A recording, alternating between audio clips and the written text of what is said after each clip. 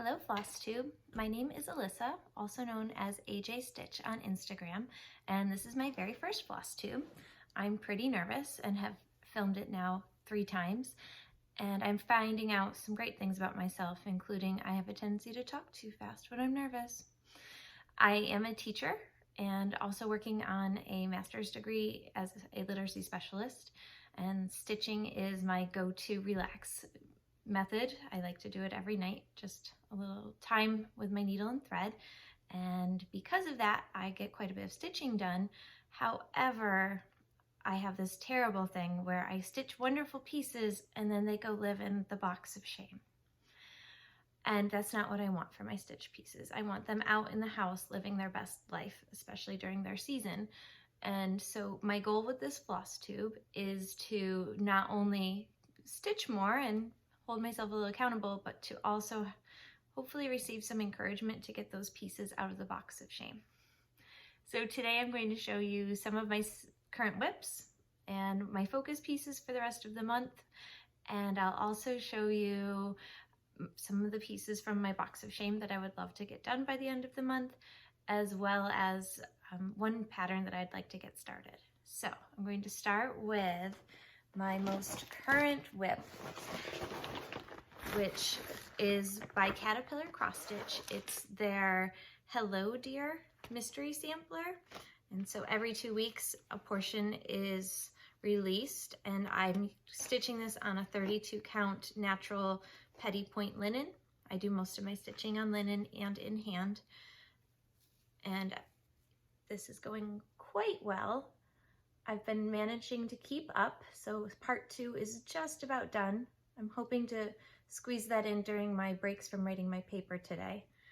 This is a way for me to avoid writing my paper as well, in case you were wondering.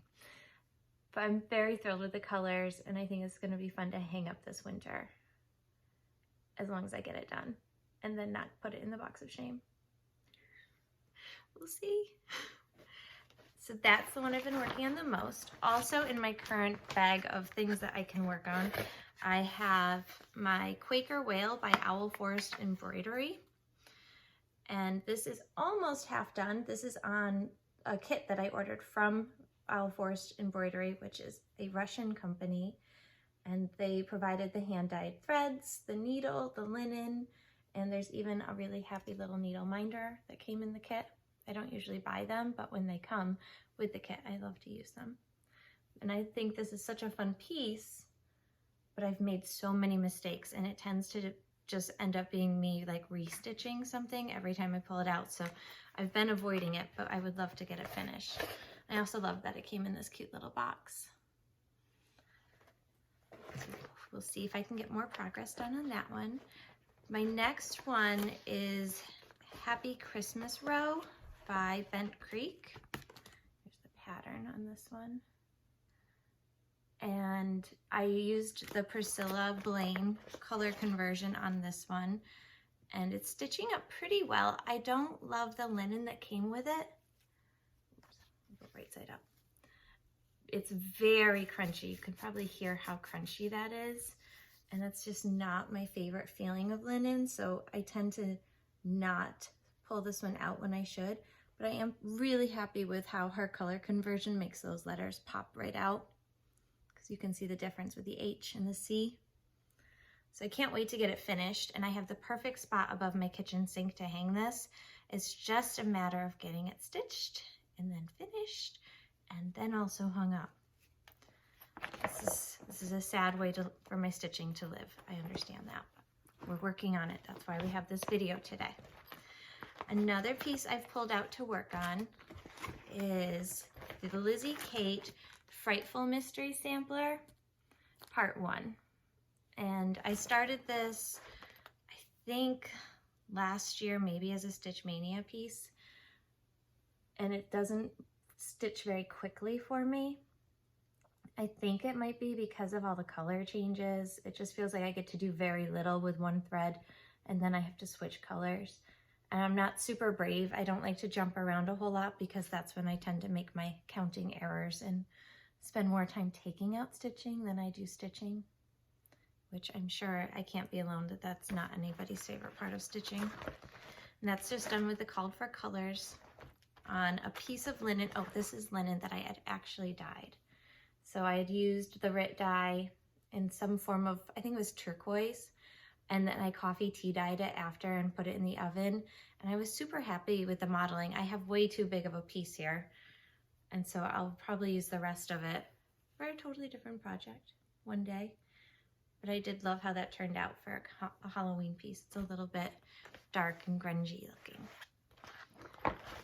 Next one I have is my Christmas list by Silver Creek Samplers. And I know everybody sees this everywhere on Instagram, and it's beautiful, and I absolutely love it.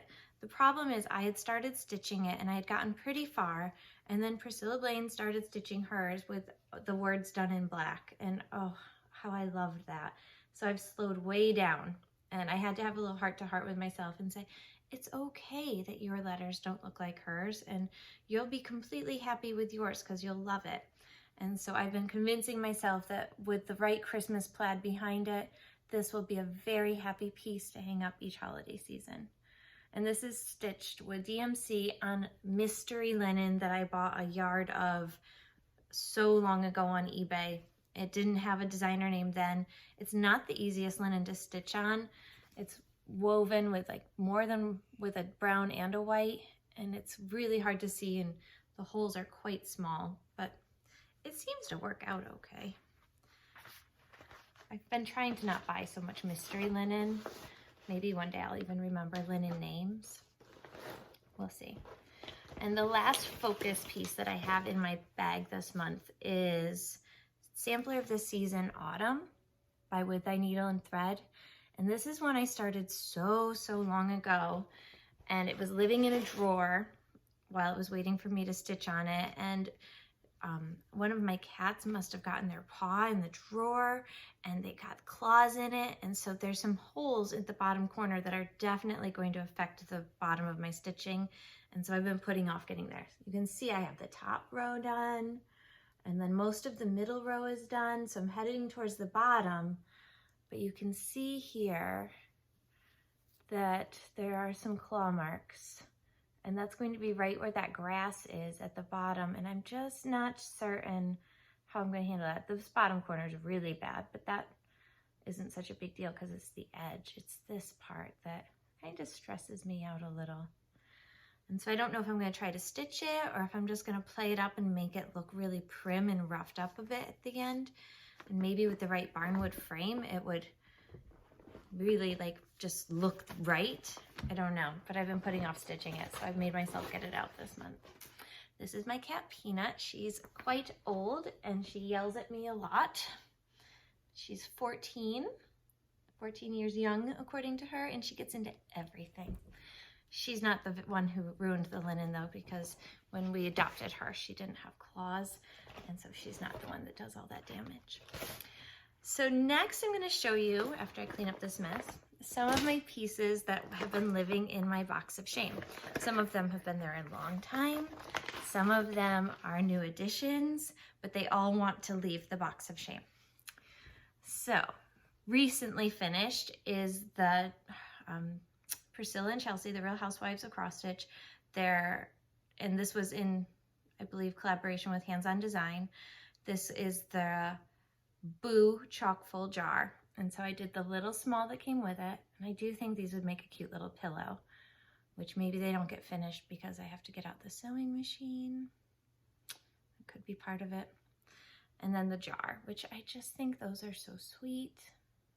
I love the blue mason jars. They really want to leave the box of shame. And those I had stitched with called for colors on a 32 count black linen. Then I also worked on the Hands On Design year in chalk, and I've stitched them all. I have fully finished February.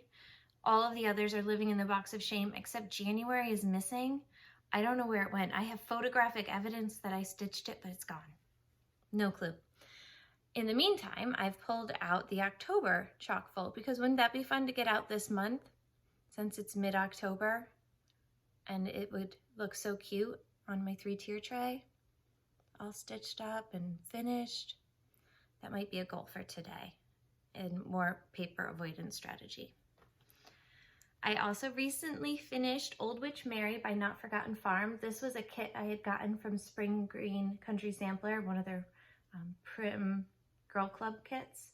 And I used to subscribe to them, and this all came with it.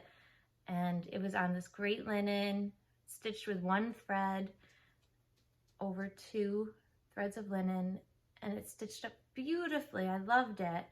And I can't wait to put it somewhere because it's got that nice rough look. It just is sitting in the box of shame. I have only stitched one Mirabilia. I don't have plans right away to stitch another. I loved it until I got to the end and realized I had to put all those beautiful beads on. I had actually had to reach out to Jessie Marie to find out how to do that because I knew she was experienced, and she did point me in the right direction, and I got it all stitched. This is Anna. She's one of the Bewitching Pixies from the Mirabilia line, and I stitched it on the called for linen with the beading, called for colors, and they're stunning. I love the way the colors blended together. I didn't do the skin over 1, that's over 2. But oh, that apple, right? That is just stunning. Except it lives in the box of shame. So maybe it'll break free. We'll find out. I also started the Spooky Strings by Lizzie Kate, or the string collection. I have a few others stitched, but this is the spooky one. I'm pretty sure I used called for colors. With these, I'm likely to just pull something close that's in my stash, and I don't necessarily write it down, but I think that turned out really cute. I have this piece of wood that I had saved from our old barn before we tore that down, and I think this would look great on that, and that's sitting upstairs just waiting for me to add stitching to it, like most things. This piece is Pumpkin Farm, which is part of the Anniversaries of the Heart collection by Blackbird Designs. It's on a piece of mystery linen, no idea. The serged edges make me think that I got it a long time ago. It's a gorgeous little stitch. I stitched about 10 of these, and then I never finished the series. And I have some that were given as gifts, some that are hanging on the walls, and then this one is so seasonal and so orange that I knew I wanted to put it out in the autumn, but it's been living in the box of shame. I have 2 more to show you. So this one is Happy Haunting by The Primitive Hare, and I stitched this on a piece of her linen, which I think it might have been like 30 count Old Salem linen, something like that. And it was such a delight to stitch with. It's soft and it smells like coffee and vanilla and cinnamon all at once. Oh, it was such a delight. And it came packaged in this cute little piece of twine with this adorable little tag on it. I just loved it. And so it was a pleasure to work with. And then because it has all of these little, like, I'm gonna call them little magic stitches here because they just look like magic happening. I learned to do the pin stitch so that they didn't show through, because this is a pretty thin linen and you would be able to see carryover really well. I still have some threads I'd like to trim up. However, it's so spooky, so happy, and it sits in the box of shame. It's so sad. The last piece I have, I finished just the end of this summer, I believe, and this is Celebrate Halloween by Madame Chantilly, and I stitched it on a piece of 40 count linen that I know I got on an online sale somewhere. Might have been from Threads Entwined. And I loved stitching this one thread over 2 because the 40 count was so tiny. I decided to skip adding the word Halloween because I decided that I didn't necessarily need that part, but I needed to have this 3-tiered tray. And it was fun to stitch because there were some big areas you could just fill in if you got the outlines done. But it is a significant amount of stitching. I mean, just this little part of the ghost right here is 100 stitches. It really takes a while. So I do have the Christmas tray kitted all up, waiting to be started. So that might be a late fall start, but I don't anticipate getting the stitching done this year. So then I have one more project here that I want to get started perhaps soon. because I got it all kitted up finally. I had so long ago at one of the half-price 4th of July sales, the picture this Plus used to hold, they used to do it on not just their linen, but everything in their inventory. I had gotten the thread pack for spring Quakers, not the pattern, nope, just the thread pack.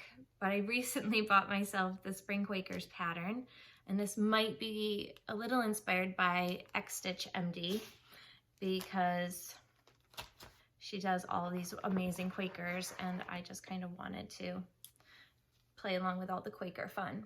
And I got the called for Picture This Plus 32 count Valor linen, and I love the modeling on this. That color is just stunning, and I know it's going to be gorgeous with all of those variegated threads on there. And those are the balls of Valdani floss. I've only ever used them for punch needle before, so I'm curious to see how they stitch up with a needle and on linen. So hopefully soon I get that one started. Well, if you made it this far and put up with me rambling and talking too fast and being all nervous, thank you so much. Please like my videos, subscribe, and feel free to give me some positive encouragement on getting these pieces out of the box of shame and up around the house. And until next time, I hope you're all well.